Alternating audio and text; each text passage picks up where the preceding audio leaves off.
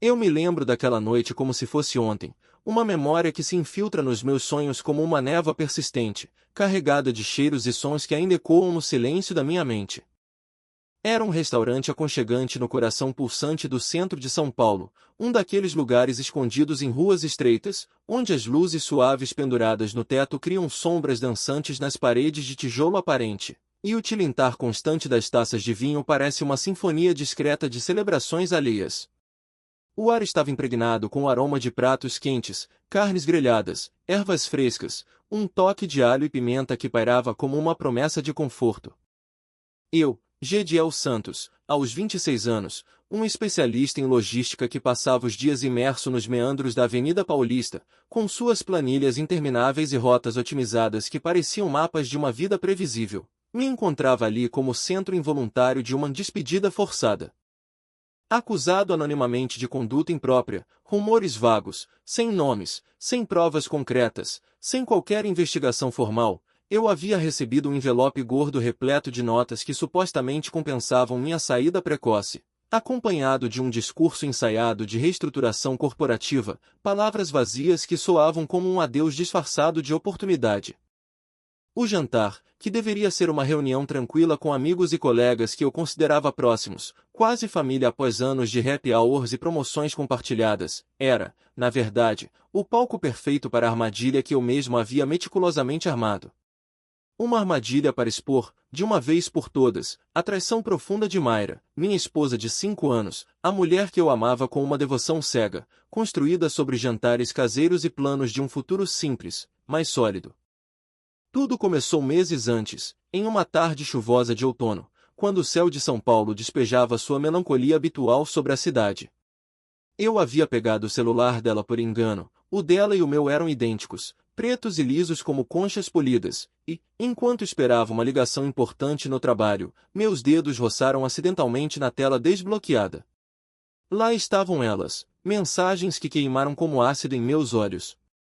Trocas ardentes, picantes, com Pedro, meu gerente direto, o homem de ternos impecáveis e sorrisos calculados que me promovia com tapinhas nas costas enquanto tramava nas sombras.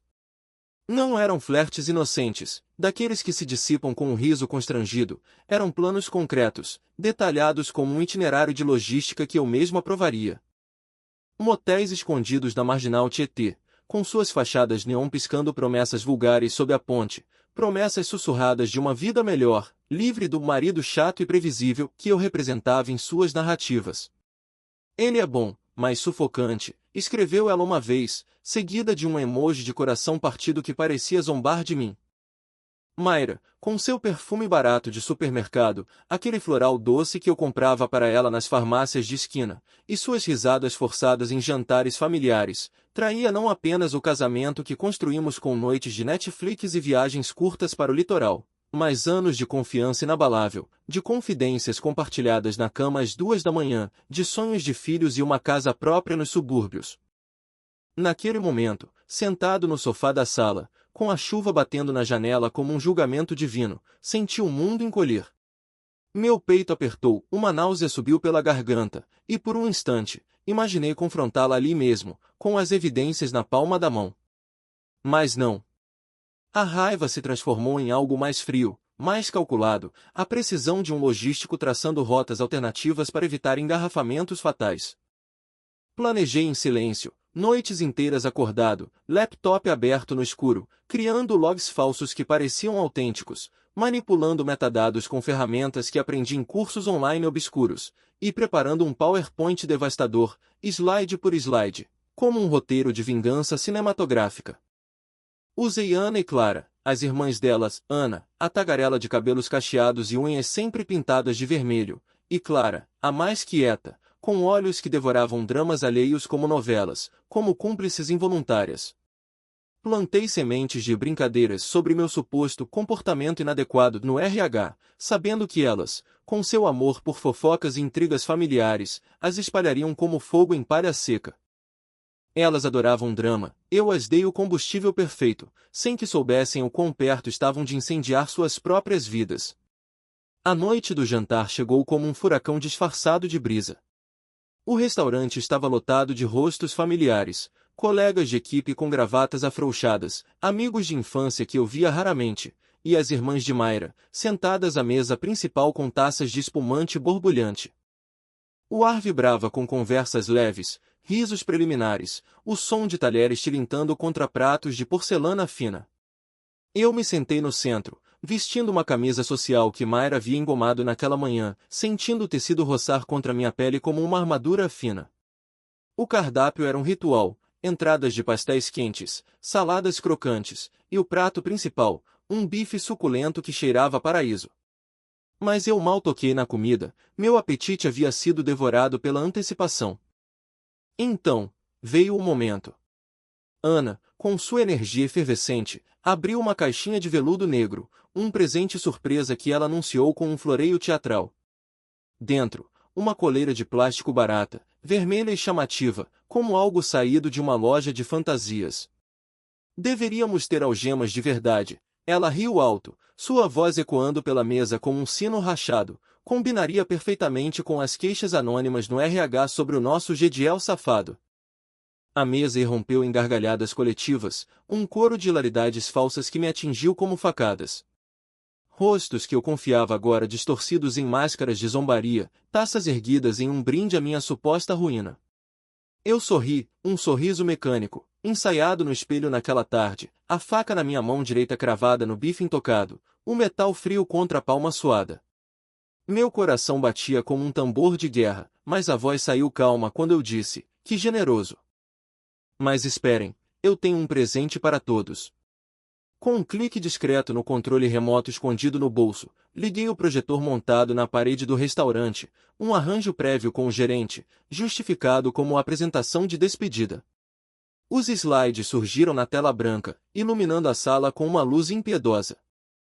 Mensagens minhas com uma colega fictícia, trocas lascivas que pareciam saídas de um confessionário digital, mas na verdade, eram cópias exatas, palavra por palavra, das conversas reais de Mayra e Pedro, com os nomes habilmente invertidos por meu software caseiro. Metadados falsos, mas convincentes, apontavam diretamente para o roteador Wi-Fi da nossa casa conjugal e para o número de celular dele, rastreado via apps de localização que eu havia instalado meses antes. A sala congelou. Pedro, sentado ao meu lado esquerdo, empalideceu como um fantasma, o guardanapo tremendo em sua mão enquanto limpava a boca manchada de molho. Seus olhos, geralmente frios e calculistas, agora dilatados de pavor puro. Ele se levantou abruptamente, a cadeira raspando o chão de madeira, e fugiu para o banheiro dos fundos, deixando um rastro de silêncio atordoado. Mayra se inclinou para mim, seu hálito exalando o vinho branco doce que ela tanto amava, o perfume barato misturado ao álcool. Relaxa, Gediel, é só uma brincadeira boba, você sabe como a Ana é. Mas a sala não achou graça. Os risos evaporaram como fumaça, substituídos por murmúrios chocados, olhares desviados. Alguém, um colega menor que eu mal conhecia, entregou uma sacola de papel pardo. Dentro, uma cueca velha com o aposentado das mulheres também embordado em letras tortas. Minhas orelhas queimavam como brasa, o sangue subindo ao rosto em uma onda de humilhação calculada. Levantei devagar, dobrei o guardanapo com precisão cirúrgica, coloquei-o ao lado do prato, e saí. Deixei para trás o casaco no encosto da cadeira, a carteira no bolso interno, o celular vibrando com notificações no modo silencioso. A porta do restaurante se fechou atrás de mim com um clique final, como o ponto final de um capítulo. O ar lá fora era cortante, uma brisa noturna de outono que carregava o cheiro de asfalto molhado e escapamentos distantes, cortesia do trânsito incessante de São Paulo. Andei sem rumo pelas calçadas irregulares, as luzes dos postes borrando em meus olhos úmidos, não de lágrimas, mas de fúria contida. Sabia que parar, mesmo por um segundo, me tornaria permanente naquela sala de risos envenenados, um fantasma preso em sua própria humilhação. Meus passos ecoavam nas ruas vazias, levando-me para longe do centro, para as periferias onde a cidade revelava sua face crua. Não voltei para casa aquela noite, o apartamento aconchegante em Moema, com suas paredes brancas e fotos de casamento na estante, agora parecia uma prisão florida. Não liguei para ninguém, nem para a mãe preocupada em Minas, nem para o irmão distante no Rio. Na manhã seguinte, O sol nascente pintava o céu de laranja sujo quando meu telefone, um burner que comprei na esquina, apitou com uma mensagem dela, um emoji de coração solitário, como se a noite anterior fosse um mal-entendido passageiro, um tropeço em uma dança conjugal. Ignorei. Em vez disso, anonimamente, enviei os metadados reais da traição para o RH da empresa, um arquivo zip criptografado que se desfez como uma bomba relógio ao ser aberto. Desliguei o celular principal e o joguei sob uma máquina de vendas automática em um motel decadente na saída da cidade, onde passei a noite em um quarto com paredes mofadas e um colchão que rangia como ossos velhos. Fechei a conta conjunta no banco online, deixando exatamente R$ 11,248, o valor preciso da viagem de meninas para Ilhabela que ela havia feito com Pedro meses antes, rastreado via extratos que eu memorizara. Removi meu nome da hipoteca da casa, transferi a propriedade integral para ela via formulários notariais enviados por correio expresso, com uma nota fria, gerencie sozinho agora. Mudei meu nome legal para Gediel Oliveira, resgatando o sobrenome de solteira da minha mãe, uma mulher forte que criará 3 filhos sozinha após o pai nos abandonar. Comprei uma passagem de ônibus interestadual para o sul, enrolei um capuz cinza na cabeça, enfiei fones de ouvido sem som nos ouvidos, e parti. Desapareci como fumaça no vento, deixando para trás uma vida que já não me definia. Os primeiros meses foram um mergulho no abismo da sobrevivência crua, um contraste brutal com os ternos engomados e cafés expressos da Avenida Paulista.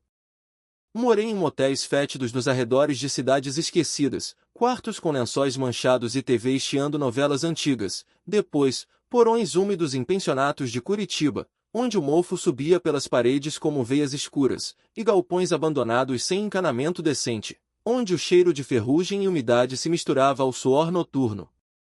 Limpei banheiros imundos em postos de gasolina à beira da BR-116, esfregando azulejos sujos com uma escova que parecia uma extensão do meu braço exausto, lavei carros sob chuvas torrenciais em lava-jatos improvisados.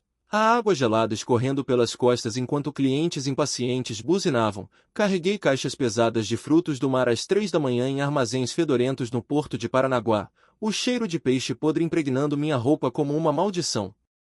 Cada trabalho era um bico, pago em espécie, sem contratos ou perguntas. Foi ali, entre os excluídos da sociedade, os imigrantes bolivianos com histórias de travessias perigosas, as mães solteiras lutando por um prato de comida, os ex-presidiários buscando redenção em turnos noturnos, que ouvi narrativas que nunca haviam sido convidadas para jantares de humilhação corporativa. Elas me ensinaram mais do que qualquer gerente de terno caro, a resiliência de quem reconstrói de escombros, o valor de um silêncio estratégico, a arte de navegar invisível em um mundo que esmaga os visíveis. Enquanto isso, em São Paulo, Mayra ligava obsessivamente para o celular morto, deixando mensagens de voz que eu imaginava trêmulas. Gediel, amor, onde você está? Foi só uma piada idiota, volta pra casa. Ela me via emburrado em um bar qualquer, afogando mágoas em caipirinhas, não desaparecido como um fantasma vingador. Mas o RH agiu com eficiência corporativa. Pedro foi demitido em uma reunião de emergência por assédio sexual e conduta imprópria grave, seu escritório esvaziado antes do almoço. Mayra, agora no centro das atenções indesejadas, minimizou para as amigas. Gediel está sensível demais, é fase de homem, vai voltar rastejando. Suas irmãs, Ana e Clara, postaram memes cruéis no Facebook, meu rosto colado em caixas de leite azedas. Legenda, viu esse homem? Perdeu completamente o senso de humor depois da demissão. Os likes choveram, mas o jurídico da empresa rebateu com uma carta formal, processos por difamação e evidências irrefutáveis de adultério rastreado, ameaçando indenizações que fariam suas contas tremerem. A obsessão de Mayra cresceu como uma erva daninha. Ela contratou detetives particulares, os primeiros passos em uma caçada desesperada. O primeiro era um ex-policial aposentado, com jaqueta de couro desgastada e cicatrizes que contavam histórias de ruas violentas, cobrou R$ 2.000 adiantado e voltou após uma semana de mãos vazias, barba por fazer e olhos evasivos. Tem certeza de que ele não se matou em algum beco? Nenhum rastro, senhora. O segundo, um analista jovem e tech-savvy com laptop sempre aberto, vasculhou câmeras de trânsito em rodovias federais, usou softwares de reconhecimento facial em aeroportos e estações de metrô. Nada. Frustrada, ela mesma mergulhou na busca, fóruns online de desaparecidos, onde postava descrições vagas com minha foto antiga, obituários diários em jornais regionais, coração acelerado a cada nome similar, buscas reversas em vídeos de vigilância hackeados por contatos duvidosos. Criou perfis falsos no Facebook fingindo reencontros de turma do colégio, espalhando iscas em grupos de alumni, pagou por dados de operadoras de telefonia em Goiás e Mato Grosso, estados que eu mencionara casualmente em conversas passadas. Sem rastro algum. Ana jurou me ver em Campinas, de capacete sujo em uma obra de construção, carregando tijolos sob o sol escaldante. Clara insistiu em uma visão em Minas Gerais, grelhando carne em um trailer de churrasco na beira da estrada, parecendo zen, como se o mundo não o tocasse mais. Mayra cuspiu as palavras com venenos. Zen? Depois do que eu fiz com ele? Esse não é o meu Gediel. As brigas familiares explodiram como fogos de artifício defeituosos. O chat do WhatsApp, outrora cheio de memes e planos de Natal, virou um ringue de acusações cruas. Puta traidora, você destruiu a família, gritava Ana em áudios longos. Pedro, agora desempregado e isolado, bloqueou todos os números. Seu marido paranoico acabou com a minha carreira. Diga a ele que pague pelos danos. Em um ato de desespero cômico, Mayra até criou um perfil falso no Tinder, se passando por uma loira misteriosa em dezenas de CPS diferentes, esperando que eu mordesse a isca. Sem matches, sem nada além de noites insones.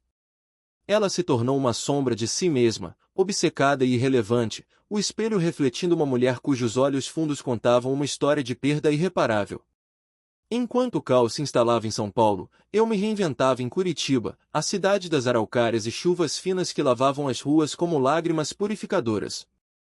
Peguei um bico humilde como faxineiro em uma startup de logística emergente, um espaço moderno com mesas de ping-pong no refeitório, geladeiras estocadas de guaraná gelado e paredes grafitadas com slogans motivacionais como otimize ou pereça.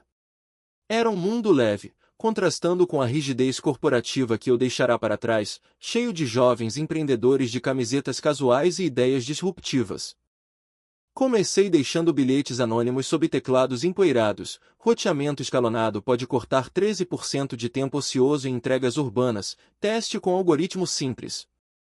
O CEO, Lucas, um cara de 29 anos com barba rala e olhos curiosos por trás de óculos redondos, me flagrou uma tarde corrigindo um quadro branco cheio de fluxogramas errados. Você escreveu esses bilhetes? Assenti, vassoura na mão, sem erguer o olhar. Quer um emprego de verdade? Recusei com um sorriso tímido. Sou só o faxineiro, senhor. Limpo o que os outros sujam. Ele riu, uma gargalhada genuína que ecoou pelo open space, desperdício de cérebro brilhante em um balde d'água. Aos poucos, tornei-me um consultor informal, fora da folha de pagamento formal, operando via uma LLC discreta que registrei em uma corretora online. Corrigi rotas ineficientes, otimizei cadeias de suprimentos com modelos preditivos que eu codificava à noite em um notebook usado. No terceiro ano, minhas sugestões atraíram um investidor grande, um fundo de venture capital de São Paulo que viu potencial em nossas simulações, e ganhei equity silenciosa, ações que cresceram como sementes em solo fértil. No quinto ano, com os lucros reinvestidos, comprei o prédio inteiro, um edifício de vidro e aço no Batel, alugando andares para startup e outros inquilinos. Meu escritório pessoal? Escondido no térreo, atrás de um armário falso de madeira compensada, com um rack de esfregões e produtos de limpeza na porta para disfarçar. Poder, aprendi, é quieto e invisível, como uma rota otimizada que ninguém nota até chegar ao destino mais rápido. Foi em uma manhã de terça-feira, navegando pelo LinkedIn com um café morno na mão, que Mayra avistou o artigo. Conselheiro Stialt revoluciona a logística no Sul, cortando custos em 25% com inteligência artificial acessível. A foto anexa, eu, em um terno caro de alfaiataria italiana, mandíbula afiada sob a luz do estúdio, olhos que julgavam sem piedade, a atingiu como um soco. Oliveira, gritou ela para o apartamento vazio, o eco devolvendo o sobrenome como uma acusação.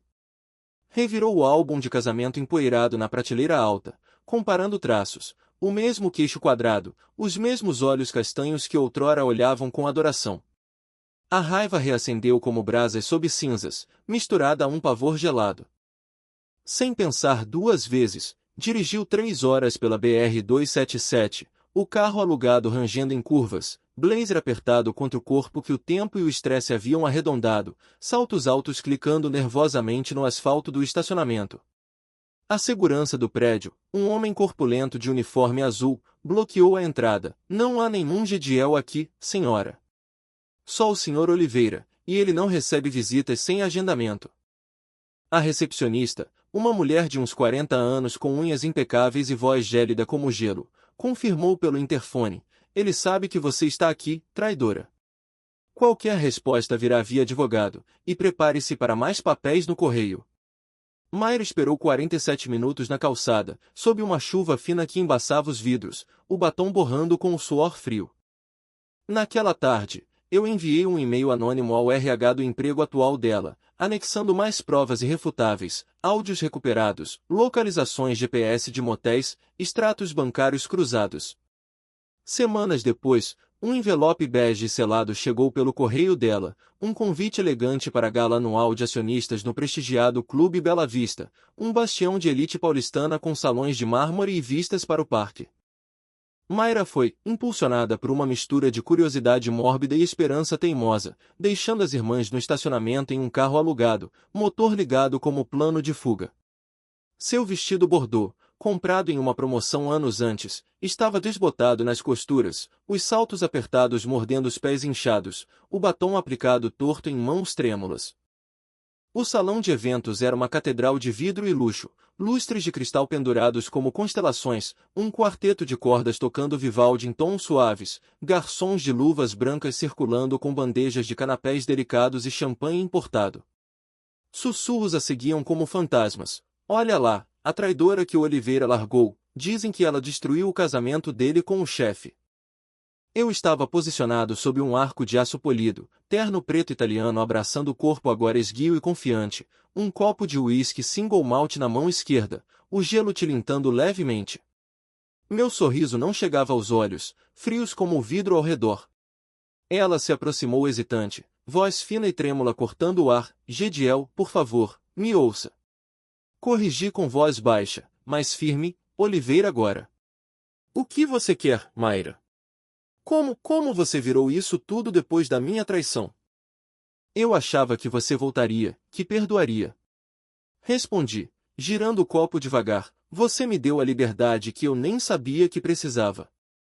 A traição com Pedro foi o catalisador, o empurrão para uma rota melhor. Ela negou veementemente, olhos marejados: foi um erro idiota, um deslize, eu estava confusa. Você quis risos na minha despedida, eu só apertei play nas mensagens reais, para que todos vissem o roteiro completo. Lágrimas escorreram por suas bochechas maquiadas, borrando o rímel em riachos pretos. Ela agarrou minha manga de linho, unhas cravando o tecido: por favor, Gediel, me perdoe.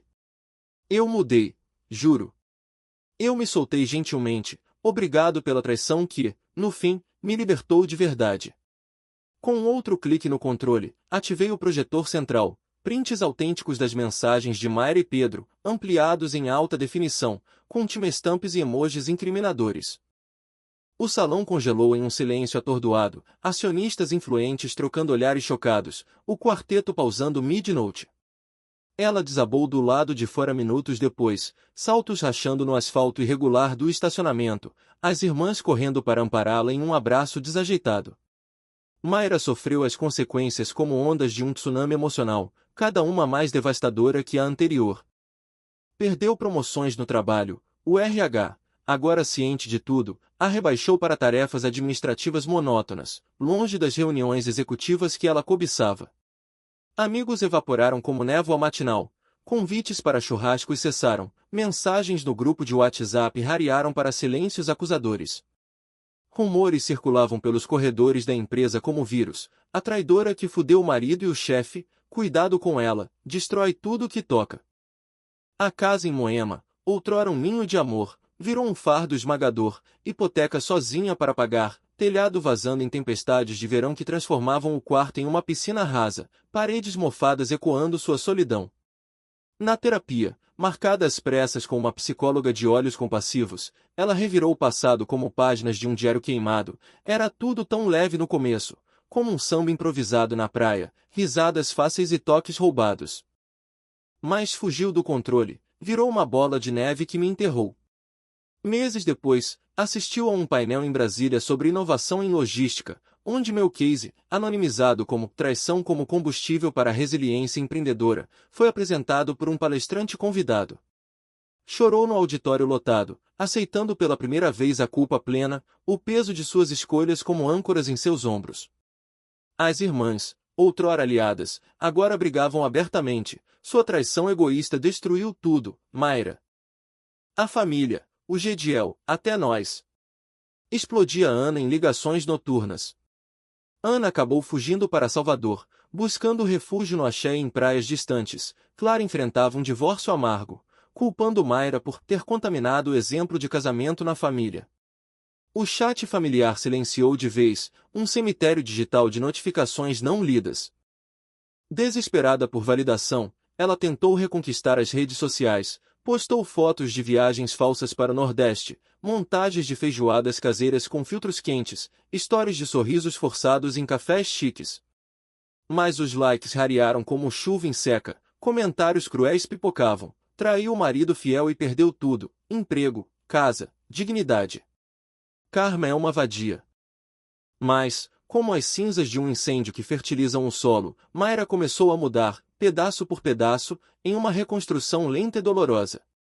Inscreveu-se em um curso online de marketing digital na USP, mergulhando em aulas noturnas que a faziam se sentir viva novamente, pixels e estratégias substituindo o vazio.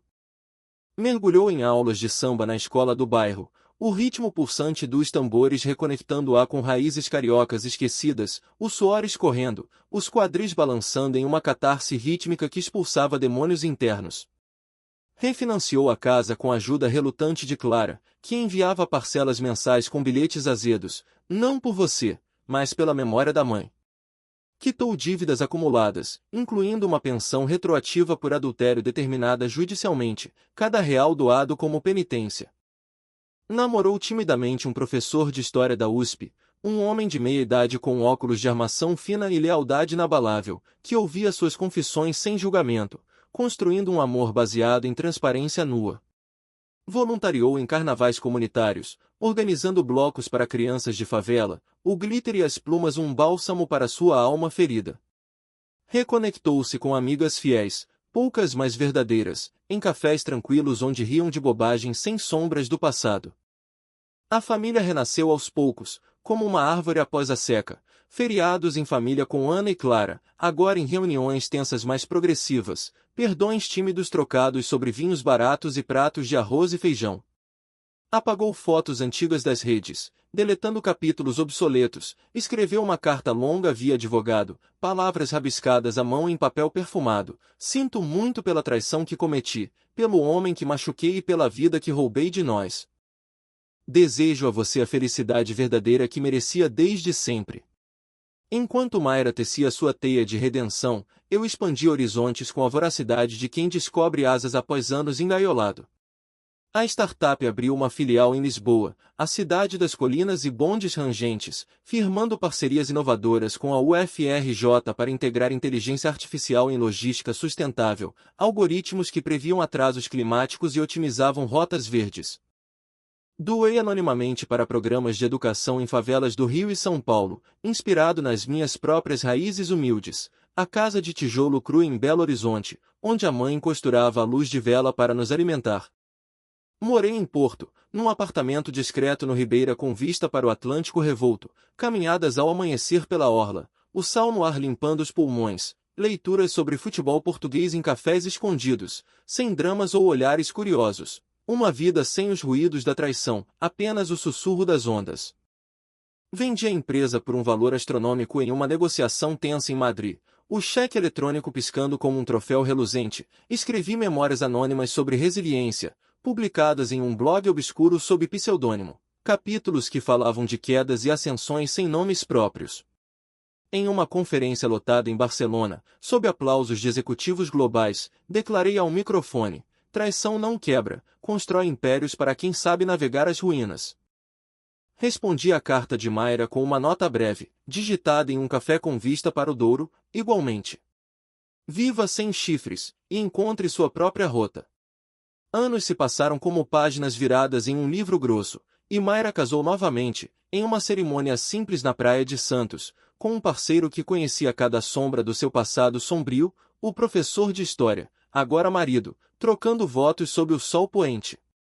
Viveu em um equilíbrio delicado, carreira estável em marketing freelance, samba nos fins de semana em rodas informais, voluntariado em festas católicas da paróquia, onde organizava rifas para os pobres com um sorriso genuíno. A família cresceu devagar, sem segredos ou fantasmas pairando, sobrinhos correndo pela casa, feriados com risos autênticos, Ana e Clara perdoadas e perdoadoras. Eu consolidei meu legado em silêncio, doações generosas para a USP e o UFRJ, financiando bolsas para jovens de periferias em logística e inteligência artificial, programas educativos sobre superação pós-traição, palestras anônimas que ajudavam outros a transformar dor em combustível. Morei quieto em Porto, filantropia anônima como minha assinatura no mundo, contas offshore, fundações sem placa. Mayra viu uma notícia discreta sobre minhas doações em um jornal online, sentiu um misto de orgulho relutante e arrependimento profundo que apertou o peito como uma mão invisível. Escreveu uma última vez, e-mail simples para o endereço corporativo: obrigada pela lição dura que a vida nos deu através de você. Que a paz nos encontre a ambos. Foi o fechamento emocional perfeito, ela, reconstruída como uma ponte após o incêndio, eu, em paz absoluta, o Atlântico como testemunha. A vingança, no fim das contas, foi o silêncio mais eloquente. Ações sempre têm ecos eternos, reverberando através do tempo como o tilintar de taças em uma noite que mudou tudo.